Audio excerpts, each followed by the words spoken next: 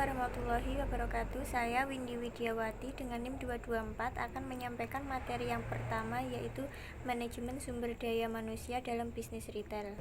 Manajemen sumber daya manusia sangat memegang peranan penting dalam merekrut dan mengembangkan sumber daya manusia sesuai dengan bidangnya masing-masing.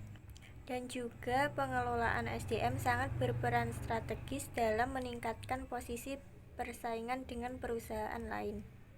Selanjutnya yaitu beberapa pertimbangan pengelolaan manajemen sumber daya manusia dalam bisnis retail, yaitu yang pertama poin A, perhitungan biaya tenaga.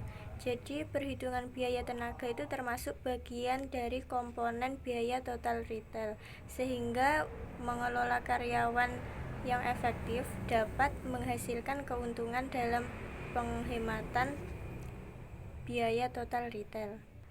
Poin B yaitu pengalaman yang dimiliki kebanyakan pelanggan terhadap retail bisa ditentukan dari aktivitas karyawan dalam menyeleksi barang dagangan, menyediakan informasi dan bantuan dan lainnya.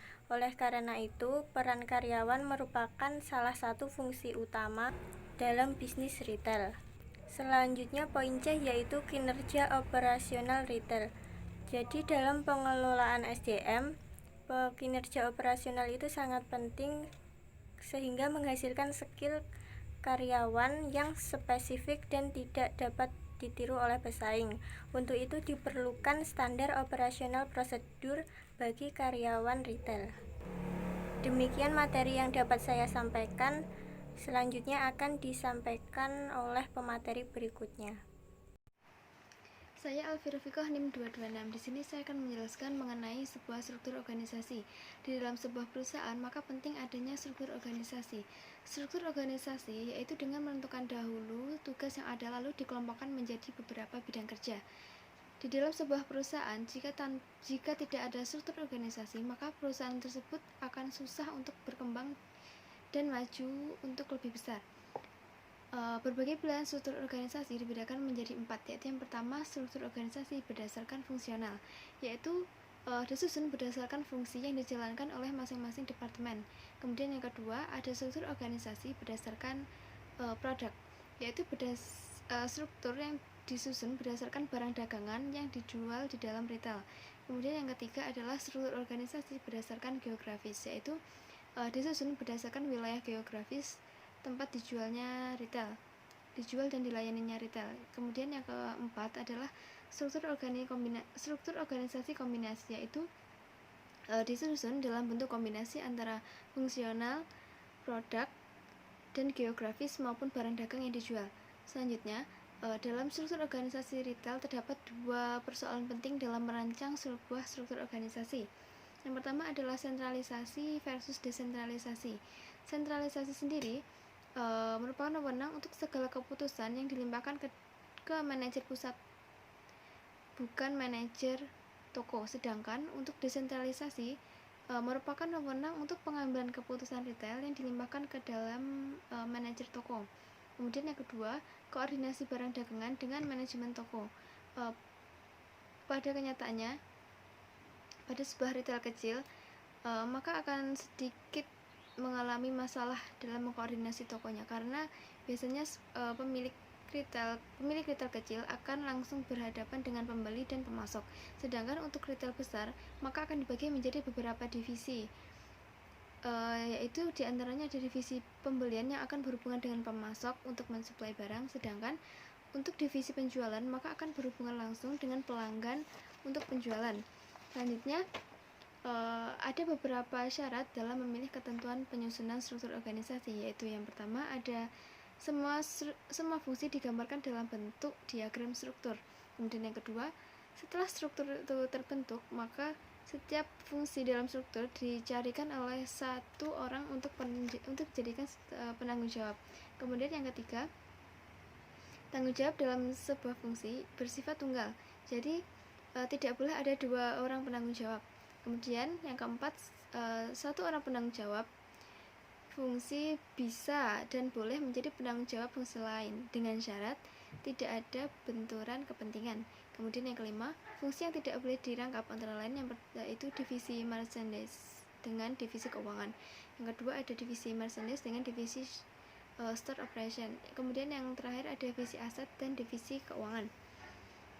Kemudian yang terakhir adalah satu penanggung jawab hanya melapor kepada satu atasan. Untuk bagian struktur organisasi bisa dilihat di dalam makalah yang sudah di-share. Terima kasih. Baik, saya Rizka Alifsakita dengan NIM 229. Di sini saya akan melanjutkan materi yang ketiga, yaitu tentang pertimbangan bentuk organisasi. Nah, ketika suatu tugas itu telah disusun atau dirancang, kemudian seorang manajer itu akan memberitahukan tugas tersebut kepada seorang karyawan. Nah, dalam memberikan tugas kepada karyawan itu, seorang manajer itu harus mempertimbangkan dua poin penting. Yang pertama yaitu spesialisasi, di mana seorang karyawan itu diberikan tempat serta waktu yang terbatas dengan tujuan seorang karyawan itu bisa mengembangkan keterampilan serta kemampuan yang dia miliki, juga dapat meningkatkan produktivitas. Yang kedua yaitu menyelaraskan struktur organisasi dengan strategi perusahaan retail serta menyesuaikan rancangan organisasi dengan strategi retail. Struktur organisasi retail itu dibedakan menjadi 3. Yang pertama yaitu organisasi retail tunggal, di mana seorang manajer itu juga merupakan pemilik dari toko retail tersebut. Nah, ketika penjualan meningkat itu bisa saja seorang manajer itu menambahkan karyawan, sehingga spesialisasi itu bisa berubah tergantung dengan peningkatan penjualan yang ada pada toko tersebut. Yang kedua yaitu organisasi regional, di mana ini terdiri dari beberapa toko retail, namun hanya terdapat seorang pemilik toko, sehingga pemilik toko ini harus bisa memantau semua toko retail tersebut. Jadi toko retail ini dibedakan menurut letak geografis yang ada pada daerah tersebut.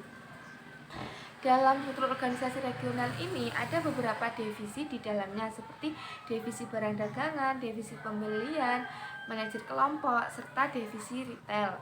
Yang terakhir yaitu organisasi perusahaan terpusat, yaitu keputusan yang ada dalam kantor terpusat itu akan sangat berpengaruh terhadap organisasi yang ada dalam retail ini, terutama yaitu organisasi regional. Terima kasih. Selanjutnya pada poin D yaitu adalah tentang motivasi karyawan retail. Sebelum kita membahas lebih jauh tentang motivasi karyawan retail, kita akan mengkaji dulu tentang pengertian motivasi. Jadi motivasi itu berasal dari kata motif yang berarti dorongan, rangsangan, atau daya penggerak yang ada di dalam diri seseorang. Nah, jadi motivasi itu dapat diartikan sebagai suatu dorongan kehendak yang menyebabkan seseorang melakukan suatu perbuatan untuk mencapai tujuan tertentu. Nah, motivasi itu baik buruknya bisa seseorang termotivasi itu karena tergantung hatinya masing-masing gitu. Jadi artinya ketika kita termotivasi artinya hati kita dalam lingkup yang baik.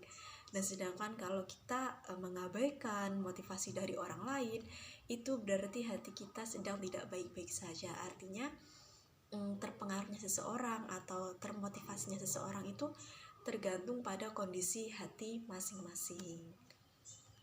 Selanjutnya kita akan memahami tentang prinsip motivasi kerja karyawan.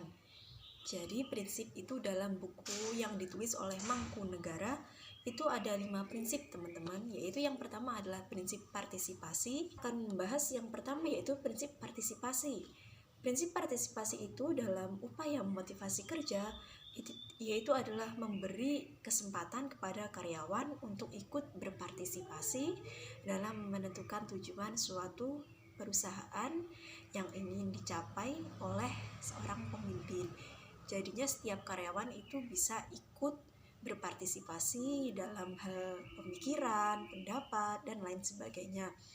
Dan sedangkan yang kedua adalah prinsip komunikasi, artinya pemimpin itu mengkomunikasikan segala sesuatu yang berhubungan dengan usaha pencapaian tugas dengan informasi yang jelas tentunya, dan karyawan akan lebih mudah termotivasi oleh kinerja atasannya.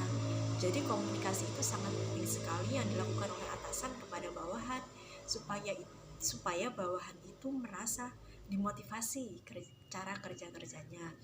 Dan yang ketiga yaitu adalah prinsip mengakui andil bawahan, yaitu artinya pemimpin itu mengakui bahwasanya karyawan itu juga mempunyai andil. Artinya karyawan itu berhak menyampaikan pendapatnya supaya mencapai tujuan bersama, tujuan yang diinginkan oleh suatu perusahaan ke depannya.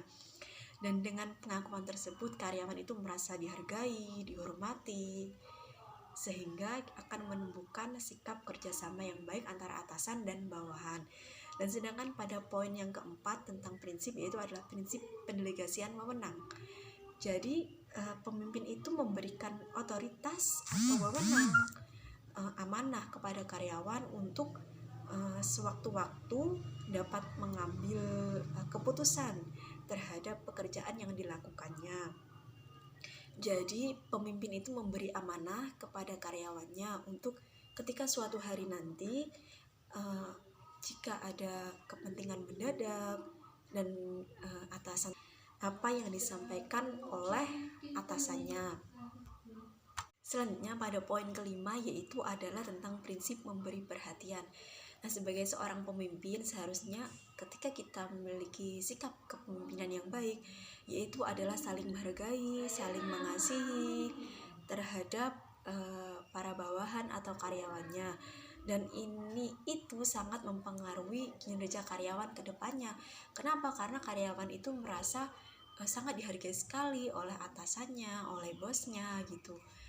Jadi hal ini sangat baik sekali jika diterapkan dalam dunia kerja. Selanjutnya adalah teknik motivasi kerja karyawan. Nah, tekniknya itu ada dua, teman-teman. Yang pertama yaitu adalah teknik pemenuhan kebutuhan karyawan, yaitu terdiri dari kebutuhan fisiologis, kebutuhan rasa aman, kebutuhan sosial atau rasa memiliki, kebutuhan harga diri, kebutuhan aktualisasi diri. Dan yang terakhir ini yaitu adalah aktualisasi diri, artinya kebutuhan untuk mengembangkan diri dan potensi, mengembangkan ide-ide, memberikan penilaian, kritik, saran, dan berprestasi. Dalam hubungannya dengan kebutuhan ini itu ada di dalam perusahaan atau organisasi itu perlu pemimpin memberi kesempatan kepada karyawan atau bawahan agar mereka mengaktualisasikan diri secara baik dan wajar di lingkungan perusahaan. Nah, sedangkan yang kedua yaitu adalah teknik komunikasi persuasif. Persuasif itu kan artinya membujuk. Jadi teknik komunikasi persuasif itu adalah salah satu teknik motivasi kerja karyawan yang dilakukan dengan cara karyawan secara ekstralogis, yaitu adalah biasa disingkat dengan AIDDAS. AIDDAS. A artinya attention, yaitu adalah perhatian, dan I interest atau minat, dan D itu double D ya sebenarnya teman-teman, desire dan decision. Desire itu adalah hasrat dan decision adalah keputusan, dan A action yaitu adalah aksi atau tindakan, dan yang S adalah satisfaction artinya kepuasan. Nah, dalam penggunaannya pertama kali itu adalah pemimpin harus memberikan perhatian kepada bawahannya supaya bawahan itu memiliki motivasi kerja yang baik untuk kedepannya, dan dalam sehingga setelah itu akan timbul minatnya atau hasratnya menjadi kuat untuk mengambil suatu keputusan dan akhirnya melakukan tindakan kerja atau tindakan kinerja untuk mencapai tujuan yang diharapkan. Assalamualaikum warahmatullahi wabarakatuh. Di sini saya Maya Rahmania, NIM 388 dari kelompok 3 Manajemen Retail.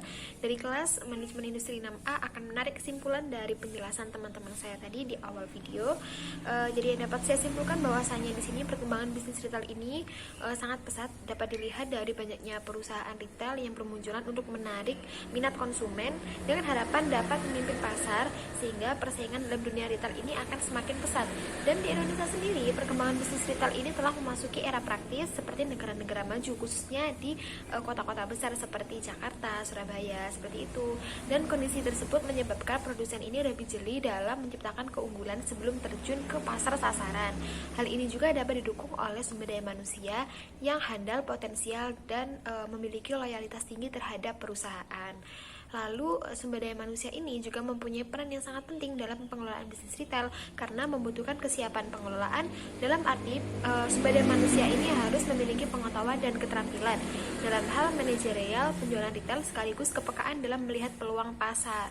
Dan peran dari manajemen sumber daya manusia di sini juga sangat penting, terutama dalam merekrut dan mengembangkan sumber daya manusia pada masing-masing bidang.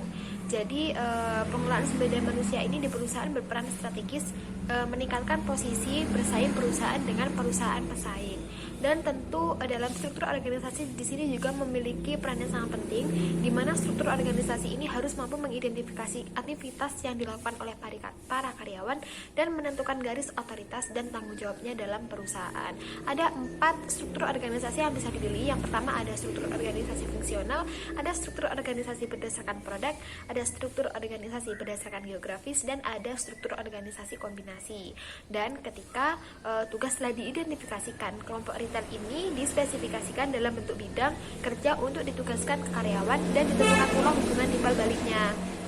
Setelah mengidentifikasi tugas karyawan, retail ini mengelompokkan pekerja untuk ditugaskan dengan mempertimbangkan spesialisasi, menyelaraskan struktur organisasi dengan strategi retail. Dan di sini peran dari motivasi juga sangat-sangat penting dikarenakan motivasi kerja ini berkaitan erat dengan upaya atau effort yang dikeluarkan seseorang dalam bekerja, dan motivasi ini merupakan faktor penting dalam mencapai kinerja tertinggi. Dan kunci dalam prinsip motivasi menyebutkan bahwa kinerja merupakan fungsi dari kemampuan atau ability dan motivasi. Sekian yang bisa saya jelaskan dari kesimpulan-kesimpulan